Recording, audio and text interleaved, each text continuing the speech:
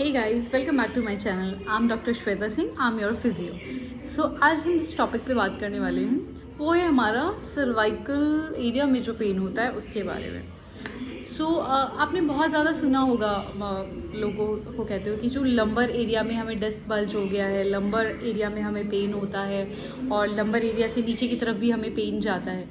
तो सेम ये मैं रेफरेंस के लिए आपको बता रही हूँ कि सेम जैसे डिस्क का इशू होता है लंबर एरिया में, ऐसा ही हमें डिस्क का इशू सर्वाइकल एरिया में होता है. तो लोग कहते हैं हमें सर्वाइकल का पेन हो गया. सबसे पहले जो सर्वाइकल है वो सर्वाइकल एक पार्ट है हमारी बैकबोन का, एक अपर जो हमारा बैकबोन है उसको हम सर्वाइकल एरिया कहते हैं. जो सही में ये होता है डिजीज़ का जो नाम है इसको सर्वाइकल स्पॉन्डिलोसिस बोलते हैं. या डिस्क बल्जिंग हो गई है वो किस तरीके से काम करती है. अब मैं रेफरेंस के लिए बताती हूँ. जैसे लंबर एरिया में जब हमें डिस्क बल्जिंग होती है तो शेटिका का पेन भी कई बार आपने सुना है, पूरी लेग में पेन जा रहा है.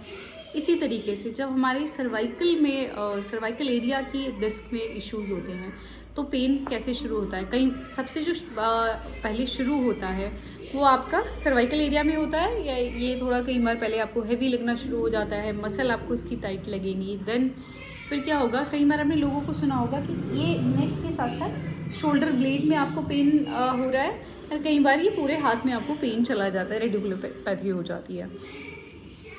अब ये किस तरीके से होती है. सबसे पहले अपर एरिया यानी कि हमारा C1, C2, C3 तक अगर इशू है, यानी कि हमारा डिस्क बल्जिंग यहाँ हुआ है, तो हमें जनरली बस यहीं पर पेन ज़्यादा होगा. जब C4, C5, C6 में जाता है तो फिर आपका जो पेन है वो आपके शोल्डर ब्लेड में जाता है, प्लस आपके हाथों में जाना शुरू कर देता है. एक चीज़ और, लोग सोचते हैं कि जैसे नीचे हमें पेन हो रहा है, लोअर बैक में अगर मुझे पेन हो रहा है तो मेरा वही पेन ऊपर की तरफ जाना है. तो ऐसा बिल्कुल नहीं होता है.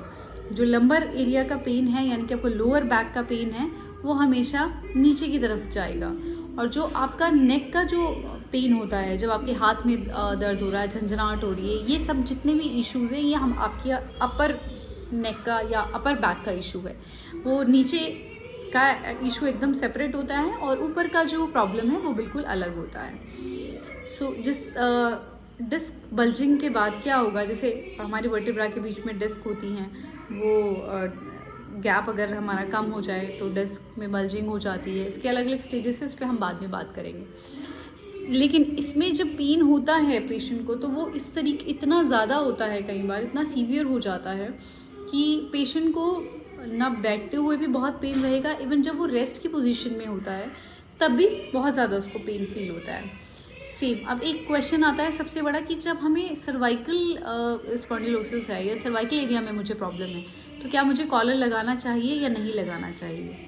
अगर हमारा वही अगेन हम बात करते हैं, अगर लंबर एरिया में इशू होता है तो हम जनरली बेल्ट आपको रिकमेंड करते हैं डॉक्टर्स कि आप बेल्ट लगा लीजिए. तो सेम, क्योंकि उसको रेस्ट देना होता है, उसकी मसल्स को होल्ड करवाना होता है. सेम हम जब हमें यहाँ पर प्रॉब्लम होती है सर्वाइकल एरिया में तो हम इसे बेल्ट, सर्वाइकल का जो बेल्ट हुआ वो सर्वाइकल नेक कॉलर हो गया, तो हम उसको प्रेफर करते हैं. सो दैट उससे क्या होगा कि आपका जो नेक है वो स्टेबल रहेगा. और ये लगाना कब है, जब अगर आप नेक थोड़ा सा भी इधर उधर कर रहे हैं, यानी कि थोड़ा सा स्ट्रेच कर रहे हैं तो भी आपको पेन हो रहा है, आप रेस्ट में हैं तो भी आपको कॉन्टिन्यूस पेन हो रहा है, तो भी आपको वो लगाकर जो नेक कॉलर है वो लगा कर रखना है. अब इसका मतलब ये नहीं है कि आपने लंबर एरिया में बेल्ट लगाई हुई है तो आपको नेक में भी लगाना है. नेक में तभी लगाना है जब नेक में इशू है या प्रॉब्लम है, सर्वाइकल एरिया में प्रॉब्लम है, तब हम इसको रिकमेंड करते हैं कि वो लगाइएगा. अब कुछ लोगों को कुछ पेशेंट्स को क्या होता है कि नेक के साथ साथ वो पेन आगे की तरफ आ जाता है. तो ये ज़रूरी नहीं है कि डिस्क का ही इशू होगा. ये इशू जनरली तब होता है जब वो कोई भी पेशेंट लैपटॉप पे बहुत ज़्यादा काम कर रहा है या इस तरीके से शोल्डर को आगे करके हम लैपटॉप पे काम कर रहे होते हैं, या लिखने का काम बहुत ज़्यादा होता है, तब हमारा ये एरिया भी टाइट हो जाता है, तो उसकी वजह से यहाँ पर भी पेन आना शुरू हो जाता है. तो that is entirely different pain. अब ट्रीटमेंट की अगर हम बात करें तो इसमें जब आपको रेडिकुलोपैथी हो रही है, हाथों में झंझनाहट भी है, हाथों में यहाँ भी पेन आ रहा है, सीवियर पेन है बहुत ज़्यादा, तो उसमें कुछ मेडिसिन भी चलती हैं. जो मेडिसिन है वो आपके ऑर्थो आपको रिकमेंड कर देते हैं. देन कई बार आपको इंजेक्शंस भी लेने पड़ते हैं, स्टेरॉइड्स भी लगवाने पड़ते हैं, क्योंकि पेन इतना ज़्यादा सीवियर होता है कि patient would not be able to sit, और रेस्ट पे भी उसको पेन बना ही रहता है। एंड देन जब इतना ज़्यादा पेन है तो उस टाइम पे आपको कोई स्ट्रेचिंग नहीं करनी है, कोई हेवी एक्सरसाइजेस नहीं करनी है, सिर्फ आप लेट जाइए और आइसोमेट्रिक एक्सरसाइज कीजिए। उसमें क्या करना है, चिन को टक इन करना है नीचे टॉवल लेकर और उसे इस तरीके से प्रेस करना है, दैट्स इट। होल्ड कीजिए 10 सेकेंड के लिए। एंड थर्ड, आप फिजियो के लिए जाइए, फिजियोथेरेपी कराइए, जिसमें आपको अल्ट्रासोनिक दिया जाएगा, टेंस दिया जाएगा। इसके अंदर ट्रैक्शन आपको बिल्कुल भी नहीं लेना है, क्योंकि ट्रैक्शन आपके पेन को बढ़ा देगा या डिस्क बल्जिंग को कई बार एग्रीवेट कर देता है।